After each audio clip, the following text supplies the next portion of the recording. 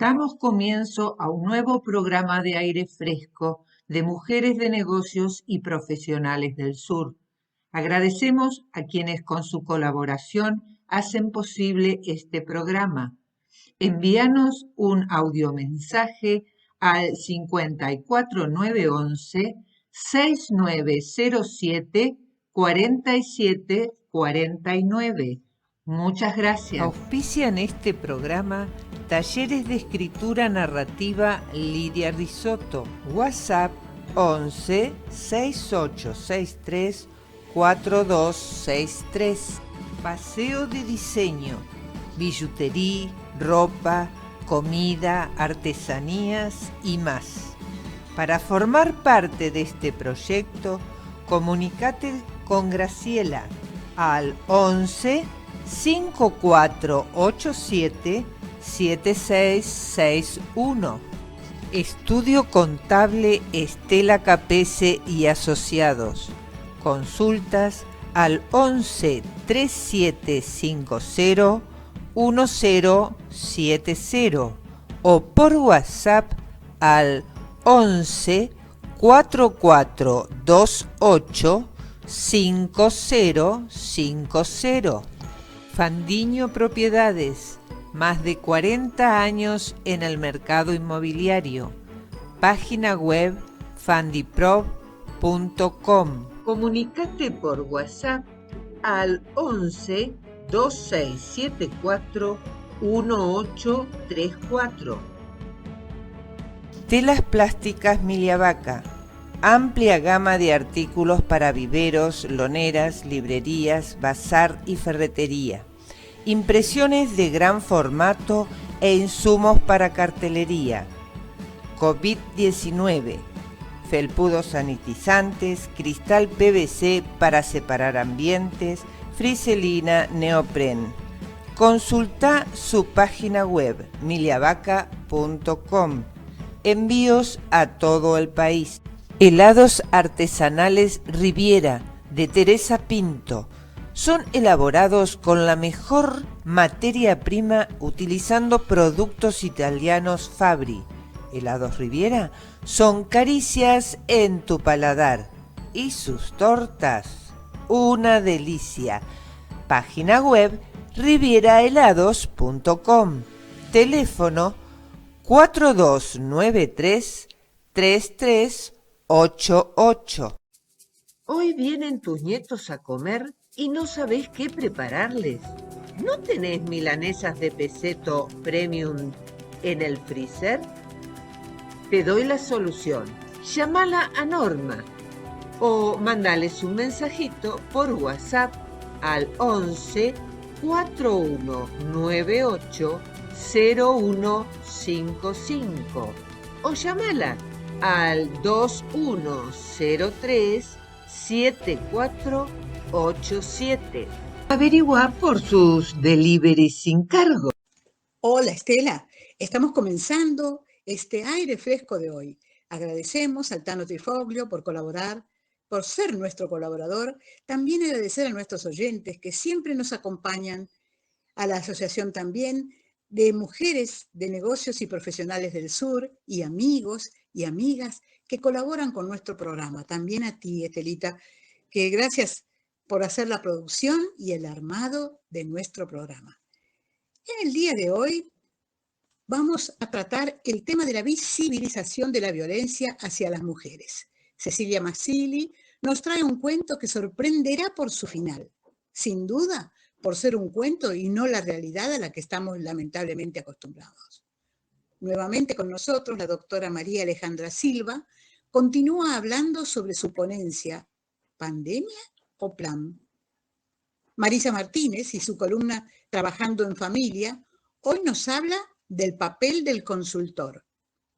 Cristina Castellino y nuestra capacidad de producir pensamientos innovadores y cómo estimularla.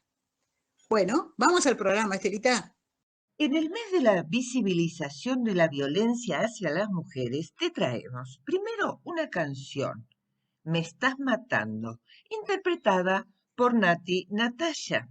Luego un cuento con un final distinto, Un cuento al que no estamos acostumbrados por su final, pero por ahí, porque es un cuento y no la realidad. Se llama Siempre. La autora, Noemí Brown, y en la voz de María Cecilia Marsili. No, nunca me has golpeado, nunca me has tirado contra la pared, pero salen de tus labios palabras hirientes y tu infidelidad. Me estás matando sin ponerme encima un solo dedo, sin darme a beber ningún veneno. Tú me estás rompiendo el corazón. Me estás matando sin tirarme contra la ventana, sin pegarme ni una cachetada. Oye tú, mi amor, me estás matando. En este mes tan especial les voy a compartir un cuento muy especial. Ve venir el golpe, pero esta vez no cierra los ojos. Está preparada para recibir el impacto. La cachetada le tuerce la cara. Tarde o temprano iba a llegar. Siempre llegaba. Hoy había decidido seguir hasta último momento con la mirada los movimientos de su marido. Él siempre hacía más o menos lo mismo. Cuando ella se replegaba, doblada en dos, descargaba el puño sobre su espalda. Si retrocedía, la acorralaba contra la pared. No había escapatoria. Después, relajado, satisfecho, como si hubiera hecho el amor, la abrazaba, la consolaba, le decía te quiero. Y otra vez, otra vez, otra vez. Pero hoy no. Desnuda todavía, camina para atrás, sin perderlo de vista. Él se abalanza amenazante, loco de odio. Ella acuerda, lleva la claridad de una decisión. Retrocede perseguida hasta la ventana. Atraviesa el balcón de espaldas. Percibe con nitidez el frío de las rejas en sus nalgas tibias. Lo mira todavía por un instante mientras se acerca, ciego. Puede sentir el próximo puño como si ya lo hubiera recibido. Entonces, de un salto, corre a un lado. La furia, el ataque, el cuerpo desnudo de él atraviesan el balcón, quebrando la uniformidad del vacío. Ahora cierra los ojos. Está helada. Desde muy abajo llegan las voces del espanto. El impacto parte en dos la tarde del barrio. Lentamente cruza el cuarto hacia el espejo. Todavía puede ver en su cuerpo golpes anteriores. Se envuelve en su propio abrazo. Después junta las palmas húmedas con las del cristal y arrimando la cara al vidrio, se besa en la boca. El cuento se llama Siempre, es de la escritora Noemí Brown, del libro Basta un botón.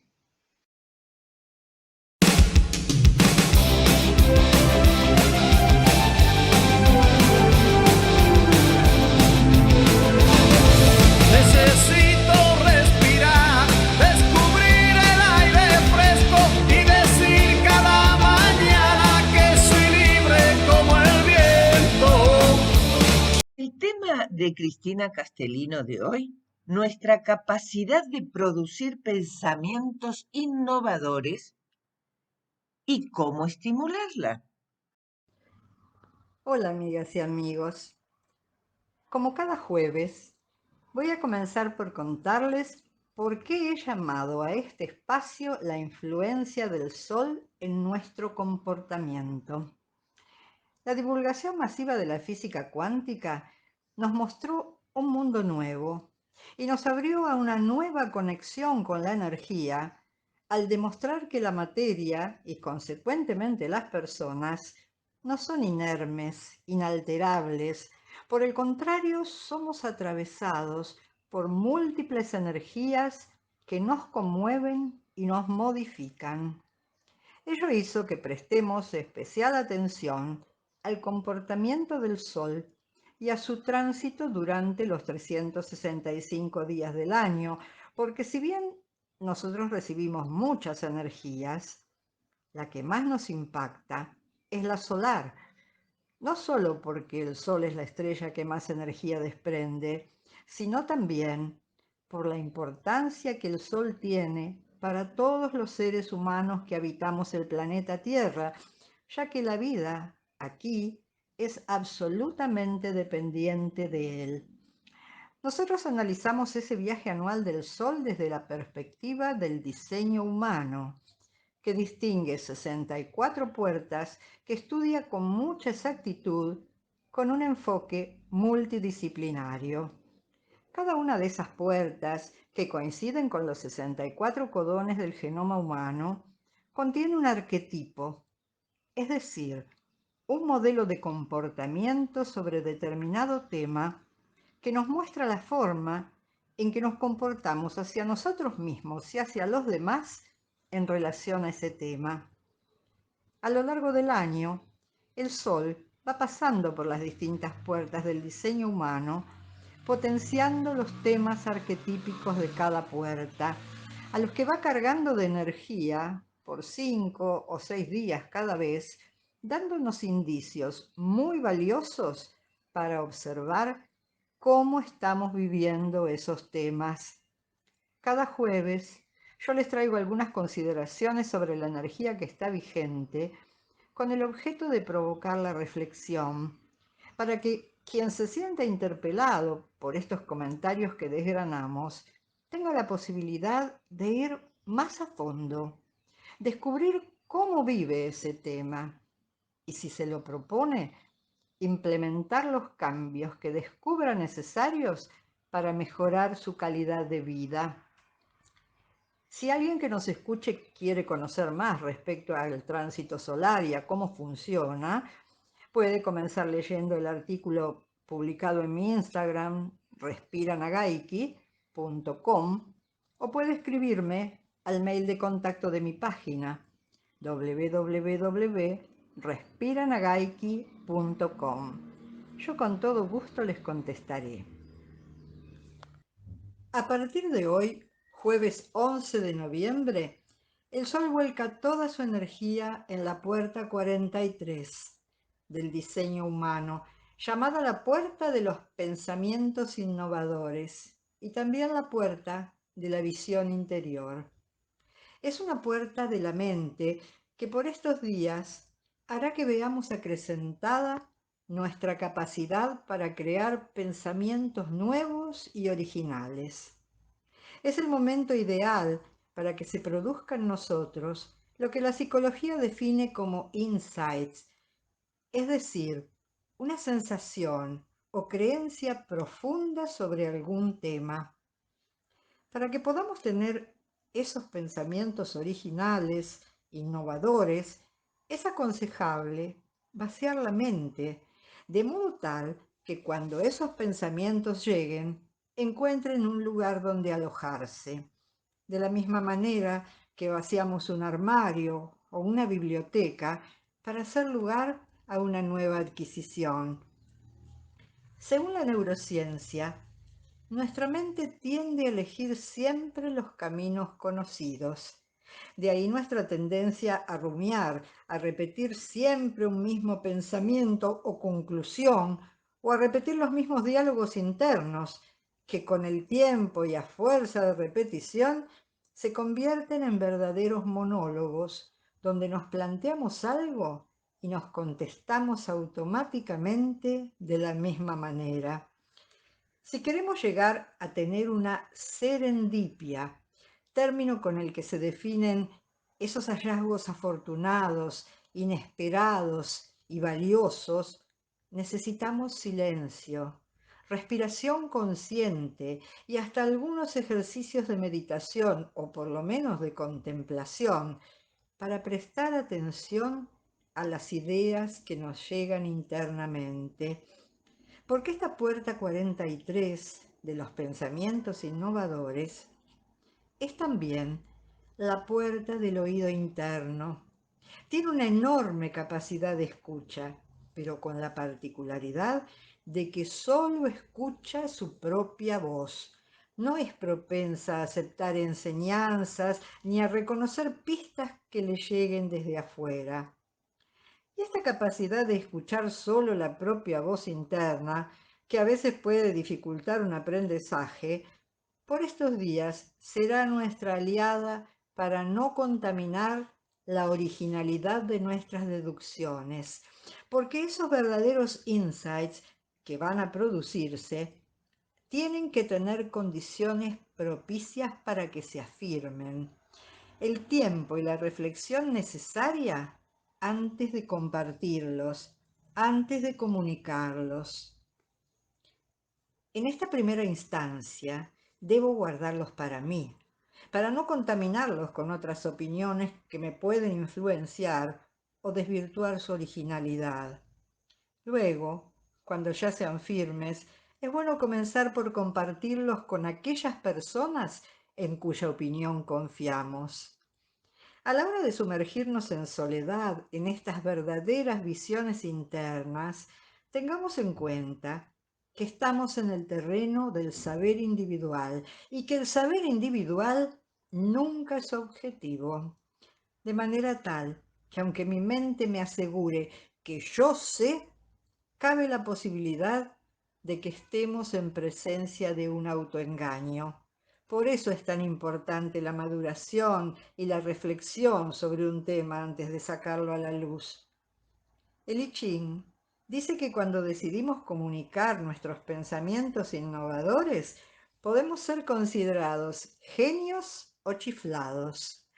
Si lo hacemos en el momento indicado, con el timing necesario, prefiriendo los gestos de acercamiento en lugar de alzar la voz, de usar un tono autoritario, podemos ser considerados genios por nuestra contribución original.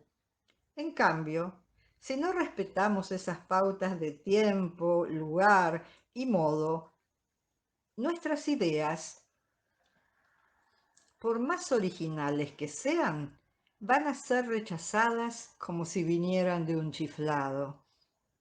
En este último caso, vamos a ver herida nuestra autoestima.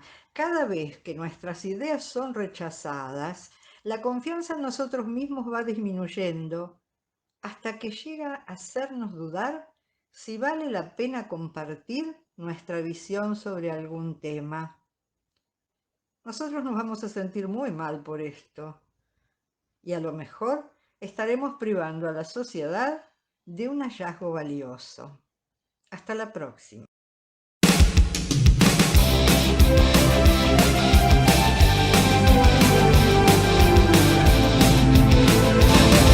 Necesito respirar, descubrir el aire fresco y decir cada mañana que soy libre como el viento. Y ahora, Carlos Emilio Dentone en Tarde de Cuentos. Buenas tardes, oyentes de Aire Fresco. Hoy vamos a narrar un cuento que en algún momento escribí, que lo titulé Girasoles. En una casa de campo cerca de Balcarce, en la provincia de Buenos Aires, había formado su hogar la abuela Julieta. Luego de su viudez, su única hija Liliana y su familia fueron a vivir con ella. Liliana estaba casada con Pedro y tenían 2 pequeñas hijas, Marianela y Paula. Pedro tenía un duro trabajo en el sur del país y solo regresaba a su casa por 20 días, pero cada 6 meses. Como tradición familiar, la abuela cada noche les leía cuentos infantiles a sus nietitas, venciendo su cansancio y luchando con sus problemas de salud, pero cumpliendo su cometido, hasta que las pequeñas se dormían con ese placer de escuchar un cuento más. Muchas veces las niñas paradójicamente despertaban a su abuela en plena lectura, ya que ella también era recibida en los brazos de Morfeo al leer y releer esas narraciones mágicas. El momento de la lectura era muy especial por el clima que se creaba y porque la abuela sostenía que en ese hecho de vínculo estrecho con sus nietas se generaba la posibilidad de transmitir valores a través de cada relato, y con el paso del tiempo las niñas lo iban a capitalizar y valorar. Su pensamiento era ese estrechar vínculos de amor familiar e ir formando para la vida a Marianela y a Paula, así como alguna vez lo hizo con su hija Liliana. Disfrutaban las niñas al escuchar, la abuela al narrar y Liliana, quien mientras prestaba atención a los relatos desde la cocina dejaba las cosas preparadas para el arranque del día siguiente. Un ambiente de mucha calidez se vivía en aquel hogar. Pero una tarde la abuela Julieta falleció.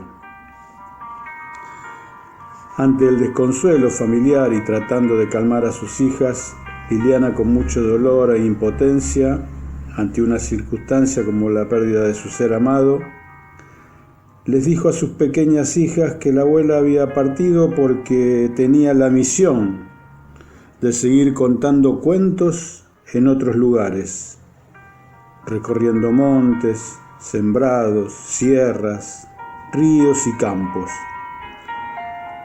y llegar a esos niños que nadie les contaba cuentos. Las niñas aceptaron con angustia, pero con resignación, esta nueva actividad de la abuela, sin entender realmente qué es lo que sucedía con la abuela Julieta, esa que contaba unos cuentos maravillosos. Pasaron unos meses cuando Marianela y Paula decidieron un día escaparse de su casa y se dirigieron a un sembrado de girasoles. El día y la hora, tanto como el destino, lo tenían planificado algunos días antes. Ellas necesitaban encontrar a su abuela. Además, sabían que no se podían demorar mucho porque su madre se iba a preocupar justamente. O sea que debían irse, tratar de ubicar a la abuela y volver lo antes posible. Cuando regresaron, su madre justamente estaba muy preocupada por la ausencia de sus hijas y estaba a punto ya de salir a buscarlas. Y las notó nerviosas, pero al mismo tiempo brotaban de sus caritas coloradas una enorme sonrisa. Las vio felices. Al interrogarlas, las pequeñas le contaron a su madre que fueron a buscar a la abuela, pensando que la podían encontrar, en donde había una gran cantidad de girasoles, como a 30 minutos de caminata desde la casa. Las niñas acotaron que no la habían encontrado, pero sí que dieron con otra abuelita, que ni bien las vio, les propuso si eran gustosas de escuchar un cuento que ella sabía relatar. Las niñas aceptaron más que contentas, se sentaron en un hueco que habían dejado esas plantas que siempre miran al sol y escucharon con mucha atención el relato. Mientras transcurría el cuento, las niñas no dejaban de asombrarse que la abuelita, que cubría con un velo blanco su rostro, giraba lentamente alrededor de ellas sin siquiera tocar el piso, ni tampoco rozar a ninguno de los girasoles que las rodeaban, con mariposas que iban y venían en el campo. Con lujo de detalles le fueron contando a su mamá lo lindo que habían pasado en aquel sembradío con aquella abuelita. Liliana, sorprendida, pero cautivada con las caras de sus hijas, les preguntó de qué se trataba el cuento. Con alegría y ansiedad le fueron contando a su mamá el cuento que trataba de un pescador que había llegado a una inmensa laguna congelada por el frío que hacía en el lugar, y que pretendiendo romper el hielo e intentar sacar algún pez para los clientes de su pueblo, cayó al agua y un oso.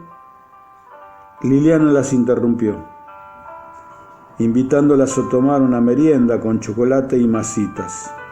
En realidad, Liliana no quiso escuchar mucho más y recordó con mucha claridad que ese cuento donde un oso rescataba al pescador, lo había escuchado en su niñez, una noche de invierno, de la dulce voz de su mamá Julieta.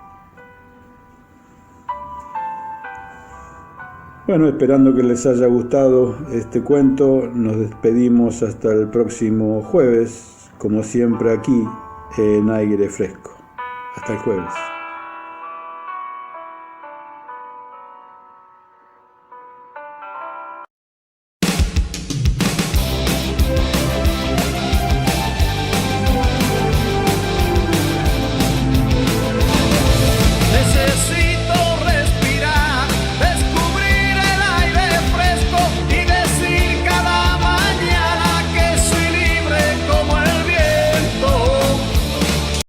Con nosotros Marisa Martínez para continuar con su columna Trabajando en Familia.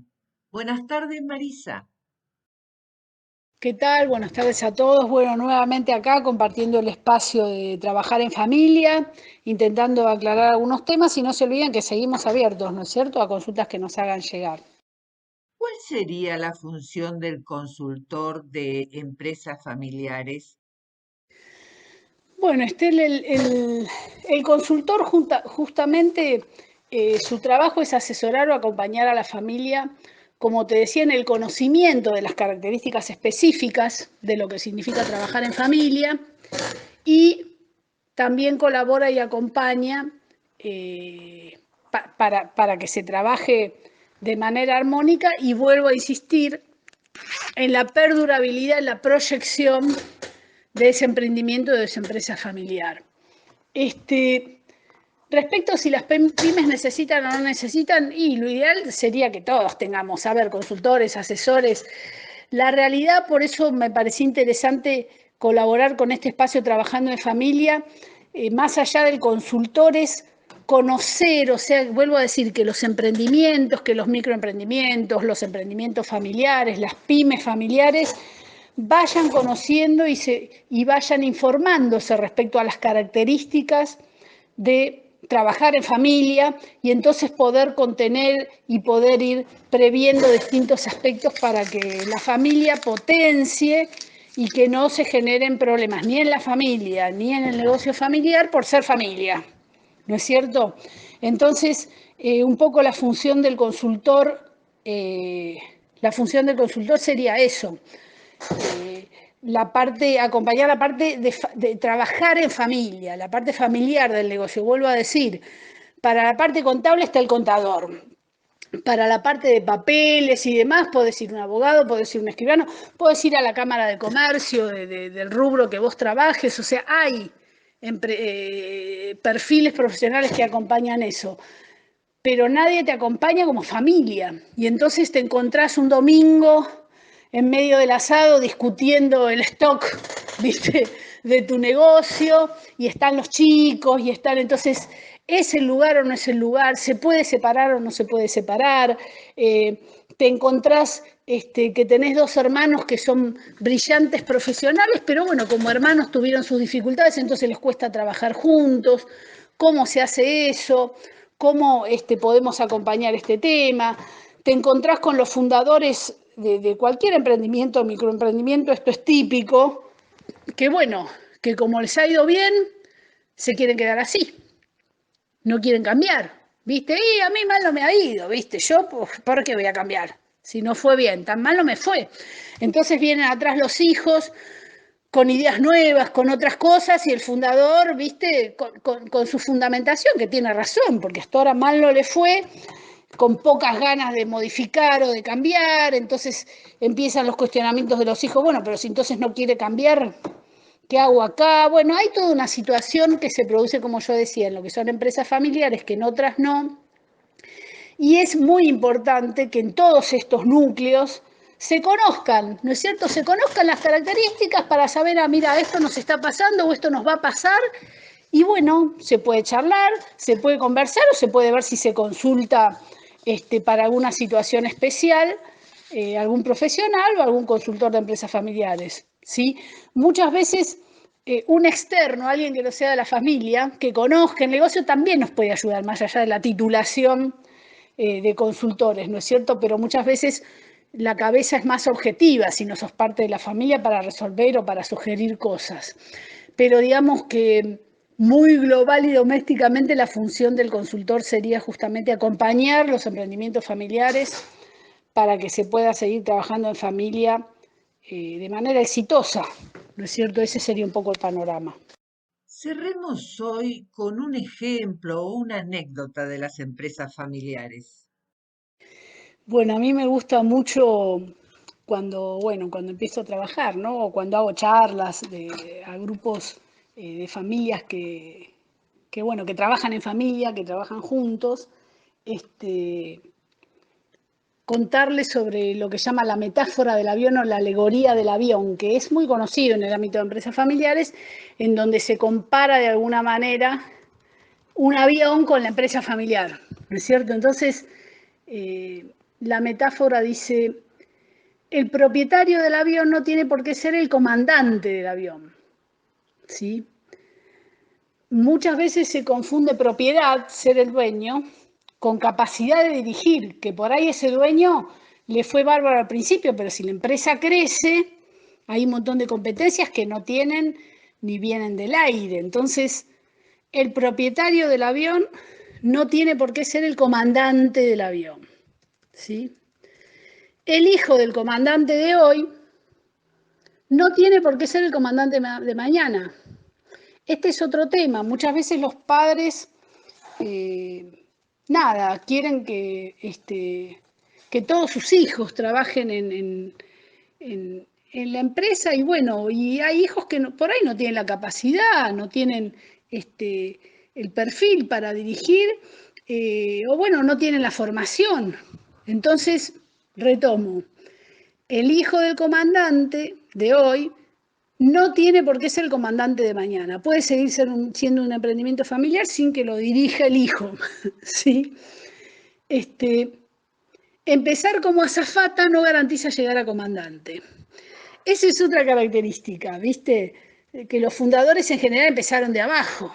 Entonces, sus hijos que están estudiando una licenciatura en administración de empresas le dicen, no, pero vos tenés que empezar de abajo. Y no se olvidan que muchas veces el emprendedor cuando empezó de abajo no había tenido ni siquiera la posibilidad de estudiar. Entonces, ojo con esto de que tenés que empezar de abajo y por ahí le hacemos perder tiempo que le podría dedicar o que le podría dar al emprendimiento familiar en función de su formación, ¿no es cierto? O a su profesionalismo. Empezar como azafata no garantiza llegar a comandante, o sea, una cosa no tiene que ver con la otra, ¿sí? El sueldo del comandante, azafata o resto de la tripulación no se fija en función del apellido. Ni hablar, este es uno de los grandes temas, como ven, bueno, con esta alegoría se ponen sobre la mesa los grandes temas de trabajar en familia. La recomendación es que los sueldos estén regidos por cómo se rigen los sueldos de toda persona que trabaja en el emprendimiento. El tema familiar se manejaría aparte, ¿no es cierto? El sueldo del comandante, azafata, tripulación, no se fija en función del apellido, sino en función de los roles. Esta es la recomendación. El comandante no puede decidir el trayecto ni los horarios de vuelo. El dueño, salvo que sea el que está dirigiendo la empresa en ese momento, pero el dueño, en todo caso, te brinda un mapa de rutas. Mira, yo quiero que esto vaya por ahí, por allá y por allá. Pero en tanto y en cuanto ya se han incorporado los hijos y están trabajando en la familia, y qué sé yo, bueno, el dueño le da el marco de trabajo en el momento que por ahí decide retirarse o que le decide dar pista a sus hijos, y, y bueno, el tras cómo hacerlo lo decir que está a cargo de la empresa, ¿sí? En principio es bueno hacer prácticas con el avión de otro. Otro tema muy resistido por las familias. No está mal que los hijos practiquen trabajar en otro lado. Los instruye, los mejora, los enriquece y muchas veces les hace valorar, porque muchas veces los hijos critican, ¿no? El entorno les hace valorar el entorno laboral que le brinda el negocio familiar. Entonces, no es pecado pertenecer a la familia y trabajar en otro lado. Esto, según las circunstancias y el contexto, también se puede considerar y se puede revisar, ¿sí? Transmitir como herencia trozos del avión es una mala herencia. Es fuerte esto, ¿no? Todo fundador crece, se pone grande y por algo existe la jubilación. O sea, llega un momento, si queremos que el negocio familiar prospere, que bueno, que primero tenemos que ir preparando a la generación que viene y tenemos que dar un paso al costado confiados de lo que le dimos o lo que les entregamos a nuestros hijos, ¿sí? Entonces, hay que pensarlo, también hay que pensar un montón de aspectos, la dimensión de la empresa, si la empresa va a permitir subsistir, una familia subsistía con esta empresa, bueno, son 2 familias, son 3 familias, pueden subsistir con esta empresa, hay que tomar otro tipo de decisiones, cómo hacemos, pero pensar que en algún momento vamos a tener que transmitir o trasladar el negocio. Y los trozos del avión no son una buena herencia, son una mala herencia, tenemos que preverlo. El comandante vuela siempre con el avión, ¿sí? Este sería el gerente, siempre está porque es el del día a día, el que está en la gestión del día a día. El propietario vuela solo algunas veces, no necesita estar instalado ahí el propietario. Como dijimos, el propietario te da el mapa de ruta y te pide rendición de cuentas de vez en cuando. El que está todos los días gestionando es el día a día. ¿Qué es lo que pasa en una empresa familiar? Que lo decíamos, que en general la figura del fundador cumple las 2 funciones. Bueno, primer paso para ordenar un traspaso ordenado, valga la redundancia, del negocio familiar, es separar las funciones y correrse hacia el lado del propietario. Yo ya corrí mucho con los pies, que con los pies corran otros. Yo ahora corro con la cabeza, ¿sí?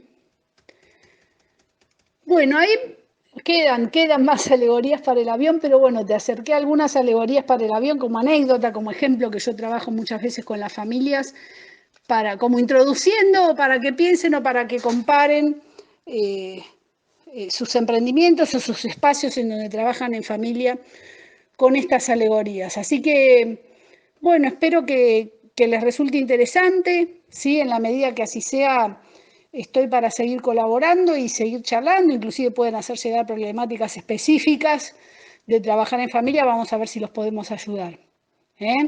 Un saludo grande. Me pareció genial lo de las alegorías del avión y quien ha formado o forma parte de una empresa familiar, sin duda se ha visto reflejado en estas alegorías. Muchas gracias, Marisa, y hasta la próxima en Aire Fresco.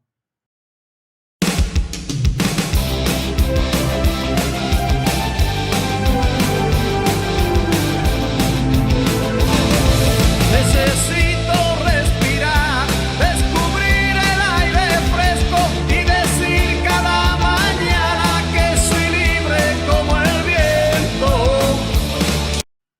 Recibimos nuevamente a la doctora María Alejandra Silva, quien en el programa anterior habló de sociedad de simulacro, destrucción del concepto familia y la ruptura del equilibrio. Si no tuviste oportunidad de escucharla, te invitamos a ingresar a nuestro canal YouTube Mujeres NIP del Sur. El video es Aire Fresco, noviembre 4. La doctora presentó esta ponencia en el Congreso organizado por la Red Iberoamericana de Globalización y Territorio. Gracias Estela por haberme invitado a este segundo programa que era necesario para terminar de abordar el problema muy complejo. Retomando el tema entonces de la semana pasada, usted ha dicho que esta pandemia ha provocado nuevas formas de relaciones familiares menos humanas. ¿A qué se refiere y si esto trae consecuencias o, como suele decirse, daños colaterales? Bueno, efectivamente nos quieren menos humanos y más transhumanos. ¿Por qué? Porque se pretende que estemos todo el día frente a la pantalla y seamos Homo digitalis en lugar de Homo sapiens. Se pretende que para movernos diariamente dependamos de la tecnología, ya sea la computadora, ya sea el celular y todos los aplicativos que pueden ayudarnos a resolver el arte, la religión, la educación. Es decir, desaparece todo lo que nos hace humanos en el sentido de que desaparecen las relaciones con los demás. ¿Por qué? Porque ahora solamente aparecen mediadas por la pantalla. Entonces, ¿eso qué significa?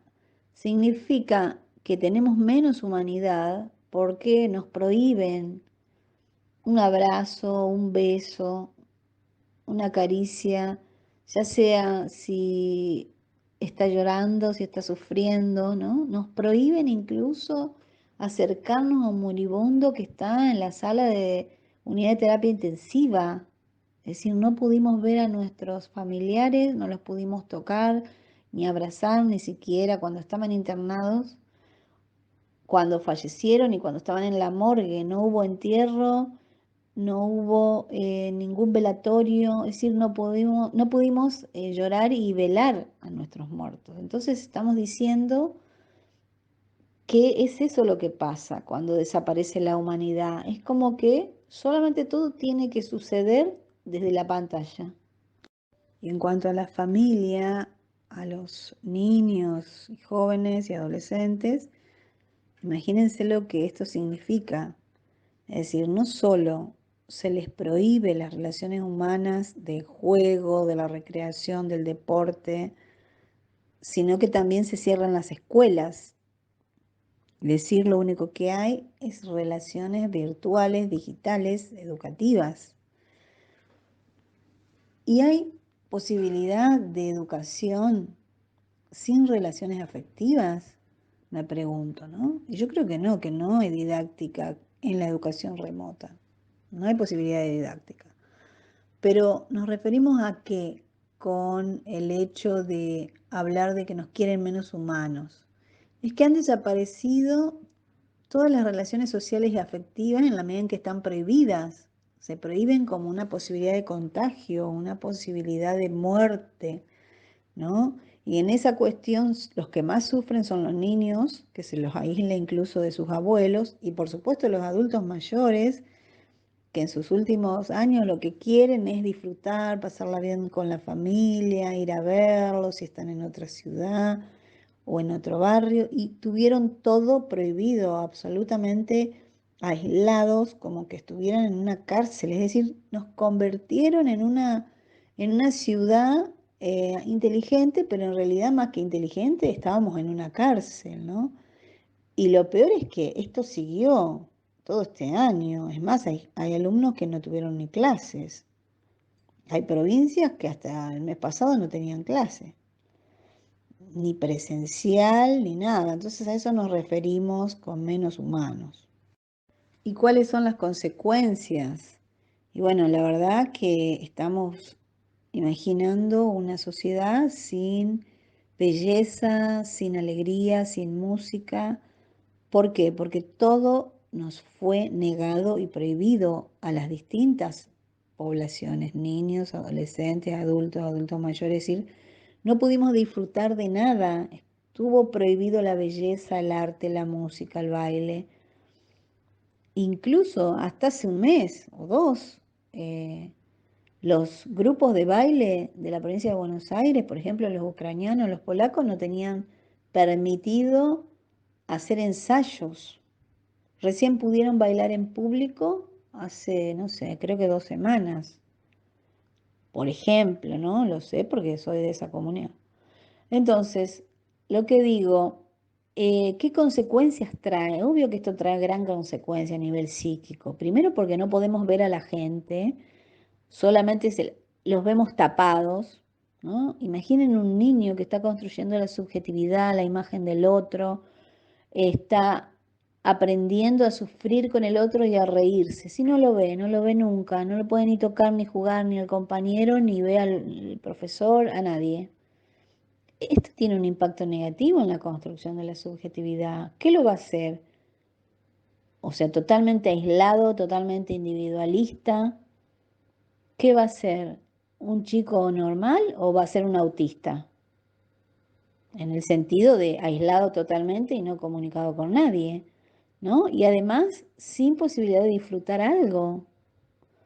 Entonces estamos viendo, ese es el impacto. El impacto es qué tipo de gente estamos generando, qué generaciones futuras estamos generando. Totalmente aisladas, preocupadas nada más por ellos, sin interesarse por el otro porque ni siquiera lo ven, ni siquiera le ven la cara. En ese sentido ya se están viendo efectos en la salud mental, es decir, ya el año pasado la Universidad de Buenos Aires, la Facultad de Psicología, realizó un seguimiento y encuestas con todas las consecuencias a nivel de la tristeza, la depresión, la ansiedad, los trastornos del sueño. Y evidentemente los más afectados eran los jóvenes que no veían ninguna proyección de futuro, ninguna posibilidad de pensar en el mañana.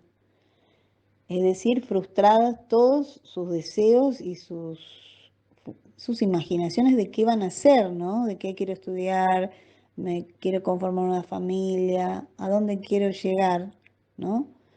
Y con la consecuencia en el aumento del consumo de alcohol y de droga. Lo mismo lo confirmó el doctor Marcelo Peretta del Colegio de Bioquímicos y Farmacéuticos. Es decir, ellos vieron eso en el aumento del consumo. En el caso de ellos, obviamente, de la venta, ¿no? De ansiolíticos, de medicamentos para dormir, de medicamentos, en general, digamos, de todos los medicamentos, de los psicofármacos, la verdad. O sea, mayor dependencia de medicamentos de problemas de salud mental. Y el otro problema que se vio en las familias es que este encierro de padres y madres en el mismo lugar con los hijos, donde había que trabajar, limpiar la casa y criar los hijos, y a su vez los hijos tenían que ir a la escuela, todo en el mismo lugar, sin ningún espacio, tiempo de descanso ni de nada, generó el aumento de problemas, conflictos familiares, el aumento del estrés familiar, por supuesto del nerviosismo, y llegó incluso a la violencia de género, donde las más afectadas fueron las mujeres y los niños. No solo la violencia física, sino verbal, y también, obviamente, todos los problemas de abuso directamente, ¿no? Bueno, eso aparece en las denuncias en los primeros 2 meses, claramente. Recuerdo que la ciudad de Buenos Aires lo dice públicamente en una entrevista, cuántos chicos ellos habían ayudado desde su programa de infancia según las llamadas que recibieron, ¿no? Ahora, después de esos 2 meses no se supo más ni del municipio, ni de nación, ni de provincia, ni de nada, ¿no?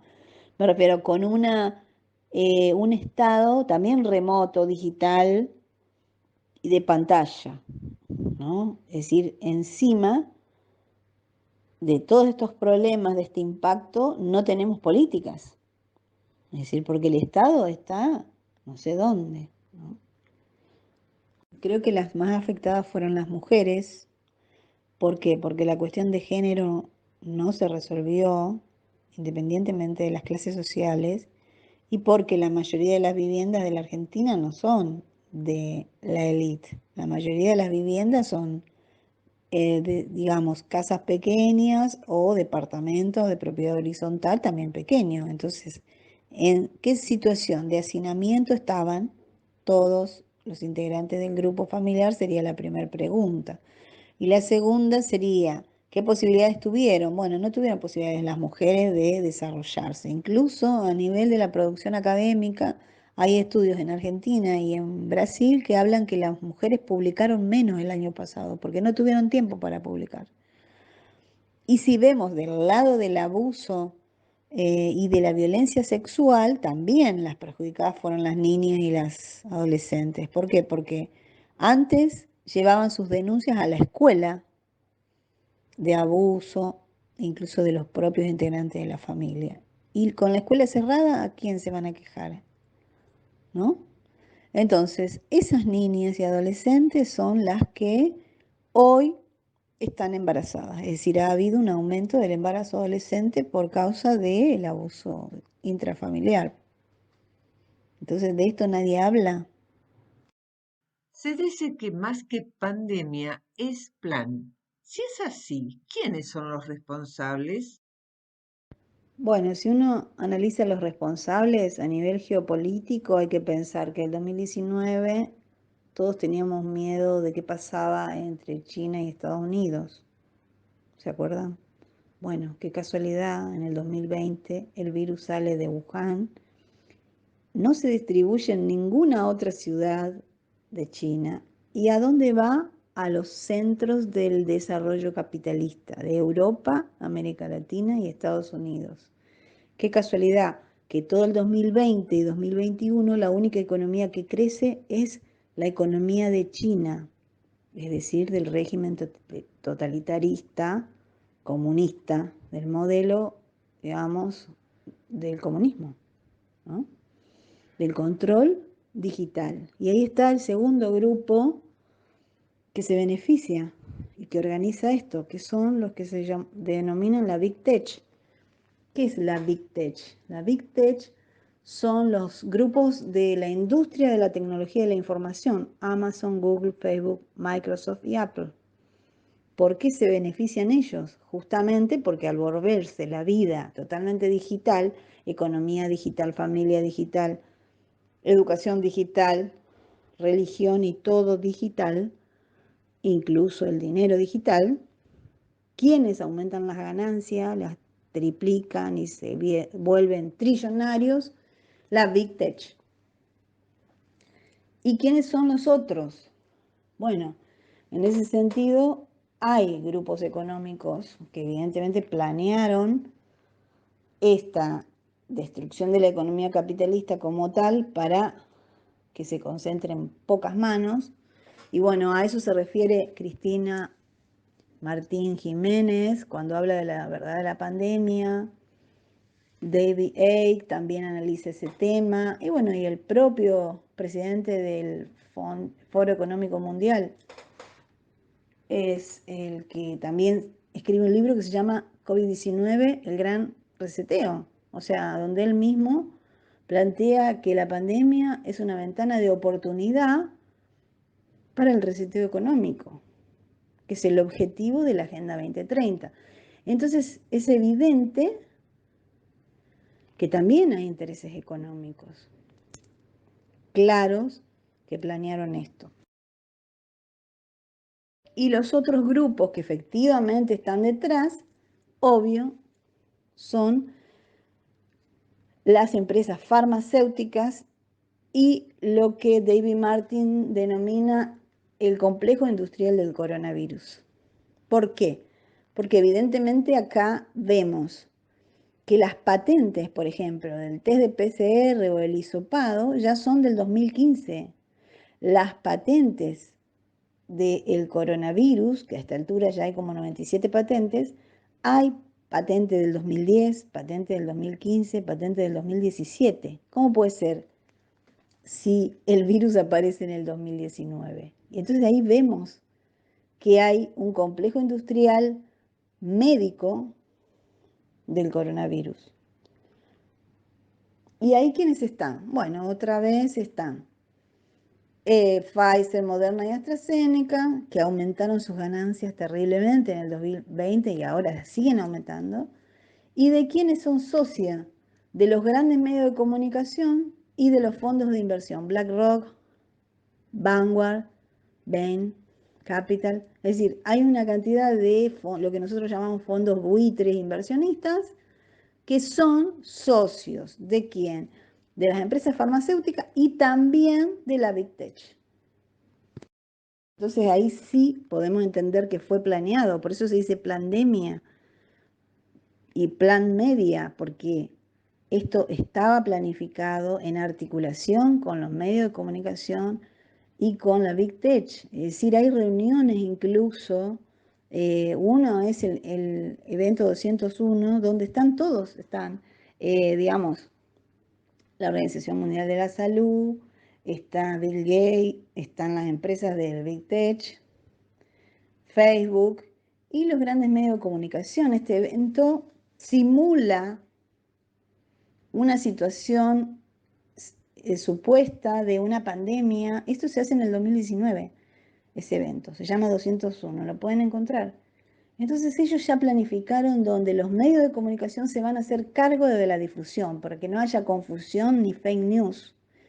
E Internet también. O sea, ellos ya tenían planeado el papel de censura, por un lado, de otra verdad o otra opinión, y de imposición de esa idea. Por eso ustedes cuando abren Yahoo, abren Hotmail, Instagram, Facebook, todo el tiempo le dice, tiene la página de coronavirus, tiene las estadísticas de acá, las vacunas son tal cosa, porque ya está armado que van a reaccionar proponiendo una idea o censurando cualquier crítica. Bueno, doctora, lo dejamos aquí por el momento. Le damos las gracias y le decimos hasta pronto. Para mí fue un gusto poder charlar con ustedes. Le mando muchos cariños a la audiencia y a todo tu equipo. Muchas gracias. De esta manera llegamos al fin de nuestro aire fresco del día de hoy. Los esperamos el próximo jueves a la misma hora por aquí. Gracias por escucharnos. Ya llegamos al final y como siempre les digo, con frío, con calor, con lluvia o con sol, siempre será una tarde de aire fresco.